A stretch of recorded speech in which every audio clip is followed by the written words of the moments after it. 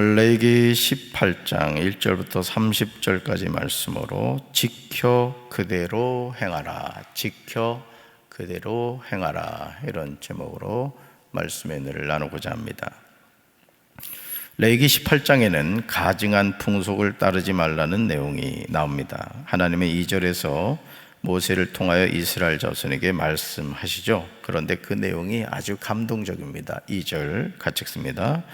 너는 이스라엘 자손에게 말하여 이르라, 나는 여호와 너희의 하나님이니라. 아멘. 그 다음에 찍으시죠. 나는 여호와 너희의 하나님이니라. 지금 하나님이 이스라엘 자손에게 하시는 말씀이 얼마나 분명합니까? 나는 여호와 누구의 하나님이라? 너의 하나님이라는 거죠. 나의 하나님이야. 나의 하나님. 무슨 설명이 더 필요하겠습니까? 하나님은 이스라엘 자손과 어떤 관계에 있는지를 명확하게 말씀하고 계십니다. 우리가 신앙생활하면서 하나님이 나와 어떤 관계에 있는가, 하나님이 나에게 어떤 분이신가, 이거를 잘 알고 살아가는 것이 정말 중요하죠. 그러므로 3절에서 이스라엘 자손들에게 그들이 거주하던 애굽 땅의 풍속을 따르지 말며 하나님이 그들을 인도할 가나안 땅의 풍속과 규례도 행하지 말라고 하십니다. 애굽 땅의 풍속과 가나안 땅의 풍속과 규례를 행하는 것을 금지하고 계신 것을 보게 됩니다. 오늘 저와 여러분이 사는 이 세상에서 문화라는 이름, 아주 고상하죠? 문화라는 이름으로 행해지는 이방인의 풍속이 얼마나 많습니까? 우리가 영적으로 분별하지 않으면 귀신에게 절하는 일을 부지불식간에 행하게 되죠. 거짓된 문화를 경계해야 돼요. 이 컬처, 문화라는 이름으로 정말 우리가 상상할 수 없는 일들이 우리 주변에서 일어나고 있다는 사실이죠. 4절에서 하나님은 다시금 이스라엘 자손이 그렇게 해야 하는 이유, 다시 말해서 애굽 땅의 풍속, 가나안의 땅의 풍속과 규례를 따르지 말아야 되는 이유를 다시 말씀하세요. 4절 같이 읽습니다. 너희는 내 법도를 따르며 내 규례를 지켜 그대로 행하라. 나는 너희의 하나님 여호와이니라. 아멘. 지금 하나님의 자녀가 행하여야 하는 두 가지를 말씀하시죠. 첫째, 하나님의 법도를 따르는 거예요. 그러니까 우리는 하루하루 말씀을 붙잡고 살아가는 거예요. 주님 앞에 서는 그날까지. 주님 앞에 서는 그날까지. 둘째요, 하나님의 규례를 지켜 그대로 행하는 것이죠. 그렇다면 왜 이스라엘 자손들이 이렇게 살아야 됩니까? 그 이유는요, 나는 너의 하나님 여호와이니라, 이 말씀 때문에 그런 거예요. 나는 너의 하나님 여호와이니라. 자녀이기에 구별됨이 있어야 된다는 거죠. 사랑하는 성도 여러분, 기차는 만들어진 레일을 달릴 때 기차 역할을 하죠. 만약 기차가 레일에서 벗어나면 그 순간부터 고철덩어리에 불과합니다. 저와 여러분의 삶도 마찬가지죠. 우리는 하나님의 말씀에 순종함으로 복 있게 살게 되는 줄로 믿습니다. 우리는 하나님의 말씀에 붙잡혀 살아가는 인생이에요. 하나님의 말씀이 우리 삶을 이끌어가고 우리의 목적지가 되고 우리의 방향이 되고 하루하루의 삶을 살아가는 이유가 되는 것이죠. 이런 사실에 대해서 레위기 18장 5절에서 다시금 강조하십니다. 여러분, 말씀이 계속 반복되는 것은 강조입니다. 꼭 해야 된다는 얘기죠. 5절 읽습니다. 너희는 내 규례와 법도를 지키라. 사람의 일을 행하면 그로 말미암아 살리라. 나는 여호와이니라. 아멘. 여러분, 여호와라는 뜻이 뭐라 그랬어요? 스스로 계신 분, 스스로 계신 분이라는 뜻이죠. 왜 사람이 하나님의 규례와 법도를 지켜야 됩니까? 왜 우리가 하나님의 말씀을 순종해야 됩니까? 왜냐하면 그렇게 행함으로 그로 말미암아 살기 때문이죠. 그러니까 여러분, 우리가 살기 위해서 하나님의 말씀을 붙잡고 살아가는 거예요. 그러니까 여러분, 그 에스겔 37장인가요? 그 에스겔 골짜기의 마른 뼈다귀들이 그 성경에 보면 그게 뭐냐라고 했을 때 이는 이스라엘 족속이다 분명히 나옵니다. 그러니까 오늘 우리가 조국 대한민국에 살고 있습니다마는 거의 대부분의 영혼들이 애수골골짜기의 마른 뼈다귀들처럼 살아가고 있다는 거예요. 하나님을 믿는다고 하지만, 하나님을 따른다고 하지만은 생기가 없는, 생명이 없는, 여러분 바짝 마른 뼈라고 했어요. 오늘 저와 여러분은 어떻습니까? 여러분의 심령에 성령의 기름 부심이 있어요? 여러분 하나님의 은혜가 여러분 삶에 있습니까? 근심과 걱정과 염려로 가득 찬 인생을 살아가고 있잖아요. 하나님이 내 삶의 주인이시고 하나님이 내 삶을 이끌어가길 원하시는데 내 고집과 내 생각에 붙잡혀서 살아가고 있지는 않습니까? 우리가 살려면 하나님의 말씀에 순종해야 될 줄로 믿습니다. 하나님이 뭐라고 확증하세요? 나는 여호와이니라. 따릅시다. 나는 여호와이니라. 아멘. 그러니까 뭐예요? 하나님이 사인하신 거예요. 야, 이 말 하는 건 나야. 모세가 하는 얘기가 아니야. 내가 하는 말이야. 시편 119편 9절에서 시편 기자는 인생의 아주 중요한 진리에 대해서 전해주고 있습니다. 우리 같이 이걸 볼까요? 젊은이가 어떻게 그 얘기를 깨끗하게 유지할 수 있겠습니까? 주의 말씀에 따라 살면 깨끗하게 유지할 수 있습니다. 아멘. 이 말씀이 어찌 젊은이에게만 적용되는 내용이겠습니까? 하나님의 자녀는 누구든지 주의 말씀에 따라 살게 되는 거예요. 아멘. 그러니까 항상 내 환경과 여건이 어떤 상황이 있다 할지라도 천지는 변해도 하나님의 말씀은 변하지 않는 거예요. 그래서 여러분, 우리가 이 세상을 살면서도 뭐를 붙잡고 사느냐가 중요한 거죠. 안개와 같고 들의 꽃과 같은 이 세상의 것을 붙잡고 살아가는 인생하고 영존하시는 하나님을 붙잡고 살아가는 인생하고 여러분 다르죠. 같을 수가 없는 거예요. 그러니까 여러분, 우리가 믿음이 있다고 하지만 이렇게 보면은 행동하는 거나 생각하는 거 보면요 정말 믿음이 없습니다. 내가 염려하고 걱정하고 근심할 걸 다 해요. 이유는 한 가지예요. 하나님을 안 믿기 때문에 그래요. 하나님 믿으십니까? 정말 하나님 믿어요? 그러니까 여러분, 우리가 참 제 자신을 이렇게 봐도 믿음이 있는 것 같지만은 그냥 이게 무엇이 조변 섞게 하는 거예요. 그냥 정말 하나님이 도와주시지 않으면요 여기 앉아 계신 분들 가운데 온전할 사람 없다고요. 그러니까 끝까지 우리는 납작 엎드려야 돼. 하나님 앞에 납작 엎드려서 살려주십시오 이렇게 해야 된다는 것이죠. 레위기 18장 6절부터 18절을 보시면 우리가 상상할 수 없는 내용에 관하여 말씀하고 계십니다. 하나님이 이런 말씀을 하시는 이유는 이렇게 살아가는 사람들이 있기 때문에 그렇습니다. 정말 상상하기도 부끄러운 죄악을 지으면서 영적인 화인을 맞아서 죄를 죄로 여기지 못하고 살아가는 거예요. 이런 모습이 주변에서 얼마나 많습니까?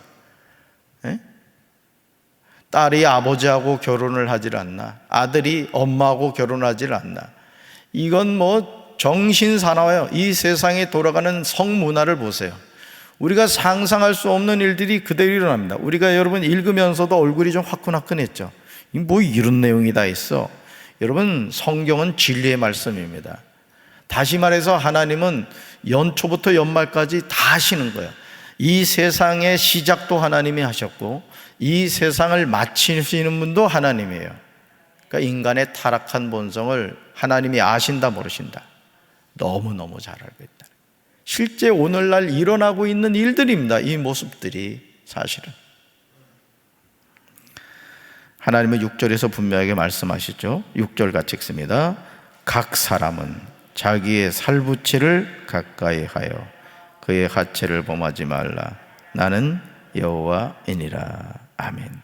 지금 하나님이 금하고 계신 것은요 근친상간에 관한 거예요. 이 아버지들이 어린 딸들을 성폭행하는 경우가 참 많거든요. 또 요즘 이 재혼 가정들이 많잖아요. 요즘은 뭐 이혼이라는 것 자체에 대한 인식이 없어 사실은. 그러다 보니까 이제 재혼 가정이 되고 그러는 가운데서 이 성적인 문제가 참 많이 나타납니다. 물론 그런 만남을 통해서도 참 믿음의 가정을 세워가고 참 아픔을 서로 치유해가는 그런 가정이 있기도 합니다만은, 이게 한번 이혼을 하게 되면 뭐 그 다음 또 헤어지는 거는 쉽거든요. 왜냐하면 상처가 있다 보니까 금방금방 그냥 헤어지고 마는 그런 경우가 많죠. 하나님이 우리에게 주신 성은 신성한 거예요. 그런데 하나님이 주신 선물인 성을 무분별하게 사용함으로 죄를 짓는다는 거죠. 여러분, 이게 하나님이 주신 것도 그렇거든요. 하나님이 우리에게 주신 것은 다 선하고 아름다운 거예요. 아멘? 그런데 보세요. 지금 러시아가 우크라이나 공격하는 걸 보십시오. 아니, 허구한 날에 왜 멀쩡한 나라에다가 그냥 쇼핑몰에다가 미사일 발사하는 거 보라고. 그러니까 이게 정말 상상할 수 없는 모습이에요. 이게 뭐죠? 인간의 타락한 파괴성입니다. 그게 파괴성. 그러면서도 푸틴 웃는 거 보세요. 그 모습이 우리 모습입니다. 우리가 정말 깨닫고 기도해야 될 줄로 믿습니다. 그러니까 이 성에 대한 문제도 마찬가지예요. 이건 죽을 때까지 우리 조심해야 되는 부분이에요. 남자들이나 요즘 여자들도 마찬가지예요. 그냥 바람 피고 이런 거를 그냥 대수롭지 않게 여기는 경우가 많습니다. 벌써 언제요? 제가 95년도에 수원에서 첫 목회를 시작했는데, 그때 제가 교육자 회의를 갔나? 그랬더니 그때 벌써 무슨 말이 있었냐면, 애인이 없는 것은 미개하다, 이런 말이 있었어요. 95년도에 남편은 남편대로 있고 아내는 아내대로 있는데 이미 애인이 없는 거는 좀 숙맥이다, 뭐 이런 얘기가 있었다는 거예요. 그러니 여러분, 지금 몇 년도입니까? 2022년 아니에요? 상상할 수 없는 일들이 우리 주변에 있어요. 여러분, 얼마 전에 매스컴 보니까 스와핑? 강남의 어느 클럽에서 말이죠, 이게 스와핑이라는 게 뭐냐면은 내 아내 또 이렇게 가가지고 거기서 막 바꿔가지고 성적인 문란한 행위를 하는 거예요. 강남에서 그런 일이 일어났습니다. 여러분, 정말 우리나라를 위해 기도해야 될 줄로 믿습니다. 아멘. 소돔과 고모라 성의 멸망은 성적인 타락에서 왔음을 우리는 기억해야 돼요. 여러분, 이 동성애라는 영어 낱말이 소돔이에요. 따릅니다. 소돔이. 근데 이 낱말이 성경에 나오는 악의 도시 어디예요? 소돔에서 따온 거예요. 소돔에서 소돔이라는 동성애라는 낱말이 나왔어요. 소돔성은 동성애가 만연했습니다. 하나님은 이런 소돔성을 가만히 두시지 않았어요. 불과 유황으로 심판하셨습니다. 대한민국 서울시청 앞에서, 또 대전, 광주, 부산, 광역시라는 곳곳마다 이 퀴어 축제라는 것이 일어나고 있는 것을 우리가 알고 있잖아요. 여러분, 하나님이 대한민국을 심판하실 날이 멀지 않았어요. 동성애는요, 성적 취향이 아닙니다. 몸의 구조를 보아도 동성애는 하나님이 허락하신 것이 아님을 누구나 알 수 있어요. 그런데도 태어날 때부터 양성애자니 동성애자니 하면서 마치 그런 성향이 성에 대한 보편적인 한 유형이라고 주장하는 것은 하나님의 말씀을 대적하는 거예요. 지금 미국에서 낙태 금지법이 통과가 됐죠. 그렇죠? 그랬더니 들고 일어나는 거 보세요. 물론 낙태를 해야 되는 경우가 있겠죠. 그렇지만 성적인 죄를 짓고 생긴 그 아이들을 그냥 이유 없이 죽이는 거예요. 여러분, 파리 한 마리 잡는 것도 사실은 얼마나 저기 합니까? 그런데 한 생명을 그렇게 죽이네. 우리나라 지금 OECD 국가 가운데 가장 출산율 낮은 거 알죠? 근데 한 해에 낙태되는 애들이 200만이 넘는다 그래요. 아마 더 늘어났을 겁니다.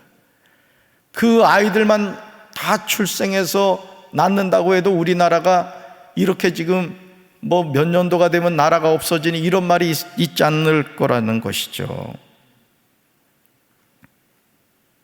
성경 66권 어디에도 하나님이 동성애를 권장하지 않으셨습니다. 소돔성이 왜 멸망했어요? 동성애로 멸망한 거예요. 하나님의 아름다운 성을, 하나님이 선물로 주신 아름다운 성을 잘못 사용했을 때 하나님 심판이 있었죠. 여러분, 창세기 1장 27절에서 하나님 분명히 말씀하세요. 말씀 읽습니다. 하나님이 자기 형상 곧 하나님의 형상대로 사람을 창조하시되 남자와 여자를 창조하시고. 아멘. 하나님은 분명히요 남자와 여자를 창조하셨습니다. 그러니까 성경의 낱말 하나하나도 귀한 거예요. 왜 하나님이 사람을 창조하셨다 이러면 될 텐데 남자와 여자를 창조하셨다고 표현하셨을까요? 그러시면서 창세기 2장 24절에서 이렇게 말씀하세요. 같이 읽습니다. 이러므로 남자가 부모를 떠나 그의 아내와 합하여 둘이 한 몸을 이룰지로다. 아멘. 남자는 누구와 합하여? 여자와 합하여 둘이 한 몸이 됩니다. 남자가 남자와 여자가 여자와 합하여 둘이 한 몸이 된다는 내용은 성경 어디에도 없어요. 이런 결혼은 죄악입니다. 더 웃기는 건 뭔지 아세요? 남자와 남자가 결혼해서 애를 입양하는 거예요. 여자하고 여자가 결혼해서 애를 입양하는 거예요. 그럼 애가 어릴 때부터 어떻게 되겠어요? 이게 엄마가 둘이야? 아버지가 둘이야? 이게 성정체성의 혼란이 오는 거, 혼란이. 그래서 여러분, 우리가 정말 이를 위해 기도해야 될 줄로 믿습니다. 물론 바울처럼 이 독신의 은사가 주어지는 경우가 있어요. 어떤 하나님의 특별한 섭리로 이렇게 결혼하지 않고 평생을 이제 혼자 사는 사람들이 있어요.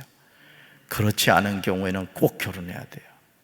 여러분 자녀들 위해 기도하시기 바랍니다. 결혼해야 돼. 가정을 이루어야 된다고. 그게 하나님의 뜻이라는 것이죠. 그러므로 레위기 18장 6절부터 18절에 나오는 다양한 유형의 성적인 죄악은 어떤 경우에도 지어서는 안 됩니다. 하나님은 이렇게 말씀하세요. 그의 하체를 범하지 말라라고 분명히 명령하십니다. 이 명령을 내리신 분이 누구신지 분명하게 밝히시죠. 같이 읽습니다. 나는 여호와이니라. 아멘. 저도 이렇게 이내가 학교에서 뭐 어디 캠프 간다, 뭐 배우러 간다 하면은 보호자 사인을 해오라 그래요. 그럼 제가 관계가 뭐가 되느냐? 부. 그리고 박재진 사인합니다. 뭔 얘기죠? 이건 아빠가 우리 딸에게 허락을 한다 이런 뜻이에요. 학교에서는 그걸 근거로 해서 수학여행도 가고 어디 다닐 때 다니고 그런 거예요. 여러분 하나님이 나는 여호와니라 이렇게 말씀하시는 이유는 뭐예요? 이거는 내가 하는 말이다, 꼭 지켜야 된다 이런 뜻이에요. 아멘. 19절 보시죠. 19절 우리가 일상적으로 범하기 쉬운 죄의 경우를 말하고 있고요. 20절 보세요. 간음으로 짓는 죄에 대한 부분입니다. 그러니 여러분 그 간통법, 간통죄가 없어졌죠. 이게 그러니까 나라가 망하려는 징조인 사실은.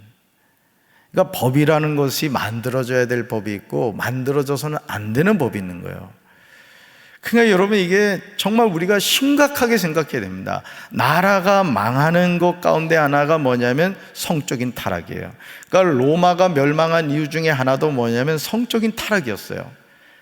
폼페이 그 멸망한 그 화산이 폭발해서 멸망을 했잖아요. 근데 그 발굴 현장에 가보니까 우리가 상상할 수 없는 성적 행위로 타락한 모습들이 있었던 거예요. 오늘 우리가 이걸 깨달아야 됩니다. 우리나라도 지금 마찬가지예요. 지금 기도해야 될 줄로 믿습니다. 특히 저와 여러분이 주목해서 봐야 하는 말씀이 21절에 나와요. 21절 같이 읽습니다. 너는 결단코 자녀를 몰렉에게 주어 불로 통과하게 함으로 내 하나님의 이름을 욕되게 하지 말라. 나는 여호와이니라. 아멘.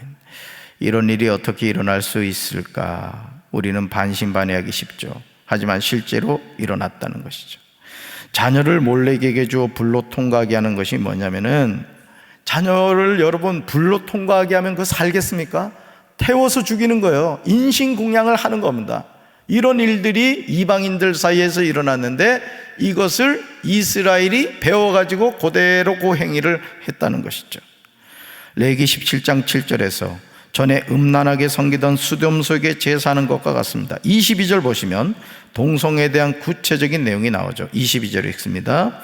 너는 여자와 동침함 같이 남자와 동침하지 말라.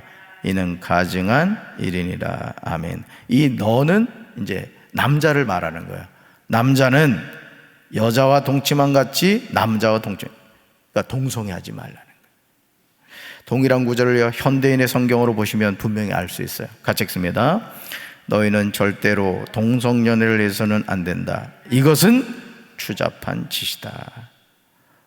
따라합시다. 동성애는 무서운 죄입니다. 물론 이렇게 우리 남자들도 이렇게 그 친구를 사귀다 보면 이상하게 마음이 가는 친구가 있어요. 뭐 그렇잖아요, 그죠? 우리가 흔히 말하는 불알 친구 있단 말이에요. 그냥 뭐 몇십 년 만에 만나도 괜히 좋고, 그죠? 우리 여성분들도 그렇잖아요. 여성분들도 이렇게 참 자별하게 지내는 친구들이 있단 말이에요. 그냥 있으면 좋고 그냥 그런 경우가 있긴 해요. 근데 그것이 성적인 죄로 가면 안 된다는 거예요. 이걸 엄격하게 잘 구별해야 된다는 거죠. 사람이 죄를 지을 때 그들이 사는 땅도 더러워짐을 기억해야 돼요. 제가 우리 교회 부임하고 나서 우리 교회 주변에 있는 사창가에 대한 얘기를 한 적이 있습니다. 정말 기도하셔야 돼요. 아멘? 공원이 돼야 돼, 공원이.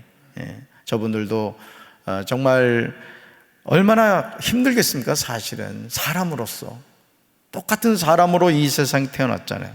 그래서 정말 우리가 기도를 해서 우리 강경 지역에서 없어져야 돼요. 그리고 저분들도 정말 자신의 남은 인생을 의미 있게 살아갈 수 있도록 우리가 기도해야 될 줄로 믿습니다. 그냥 당연하게 생각하면 안 돼요. 그리고 국회의원이나 또 시의원, 군의원 찾아가서 얘기를 해야 됩니다. 자꾸 그들에게.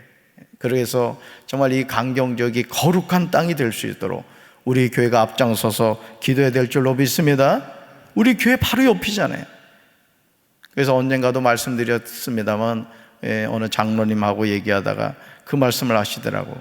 거기에 있는 건물을 한 채씩을 사야 된다는 거예요. 우리 성도들이. 정말 그렇게 하십시오. 알박기를 해, 알박기를. 그래서 그 땅을 우리가 다 사든지 해야 된다고. 아멘. 땅 살려면 거기 땅 사시란 말이에요. 사람이 죄를 지을 때요, 그들이 사는 땅도 더러워집니다. 그러니까 하나님의 백성이 가는 땅이 거룩한 땅이 되는 거예요. 할렐루야. 28절 보시기 바라요. 28절 같이 읽습니다. 너희도 더럽히면 그 땅이 너희가 있기 전 주민을 토함같이 너희를 토할까 하노라. 아멘. 땅이 문제가 아니라는 거예요. 그 땅에 누가 사느냐가 중요한 겁니다. 여러분이 그렇기 때문에 어느 지역을 가든지 또 어느 건물을 사서 이사를 가든지 여러분 때문에 그 땅이 복을 받고 여러분 때문에 그 아파트가 복을 받고 여러분 때문에 그 주변이 다 복을 받는 그런 은혜가 임하게 되길 주님의 이름으로 축원합니다. 그러므로 하나님은 30절에서 결론을 내리세요. 말씀에 항상 순종해야 돼요. 같이 읽습니다. 그러므로 너희는 내 명령을 지키고 너희가 들어가기 전에 행하던 가증한 풍속을 하나라도 따름으로 스스로 더럽히지 말라. 나는 너희의 하나님 여호와이니라. 아멘. 가증한 풍속, 문화라는 이름으로 하나님의 백성들을 타락시키는 것들이 많아요. 전두환 정권이 여러분 기억하십니까? 국풍팔시 무당 축제 아니었습니까? 그게 문화라는 이름으로 교묘하게 하나님의 백성을 타락시키는 거예요. 그러니까 여러분들이 잘 분별하셔야 돼요. 할렐루야. 그래서 우리나라가 거룩한 나라가 되고 거룩한 백성이 되고 특별히 한국교회가 이 일을 잘 이끌어갈 수 있는 영적인 파수꾼의 역할을 감당하는 한국교회, 특별히 우리 교회 성도들이 되기를 주님의 이름으로 축원합니다. 가슴에 손을 얹겠습니다. 그러므로 너희는 내 명령을 지키고 너희가 들어가기 전에 행하던 가증한 풍속을 하나라도 따름으로 스스로 더럽히지 말라. 나는 너희의 하나님 여호와이니라. 우리 아버지 되시는 하나님을 찬양합니다. 하나님이 거룩하시듯 우리 또한 거룩한 하나님의 백성인 줄로 믿습니다. 우리가 이 지역사회를 위해서 기도하게 하시고 우리 교회 주변 땅에 거룩한 성지가 되게 도와 주시옵소서. 이 땅이 소돔과 고모라 성이 되어 하나님의 심판받지 않게 도와주시고, 하나님의 깨어있는 한 사람으로 말미암아 거룩한 성지가 되게 하옵소서.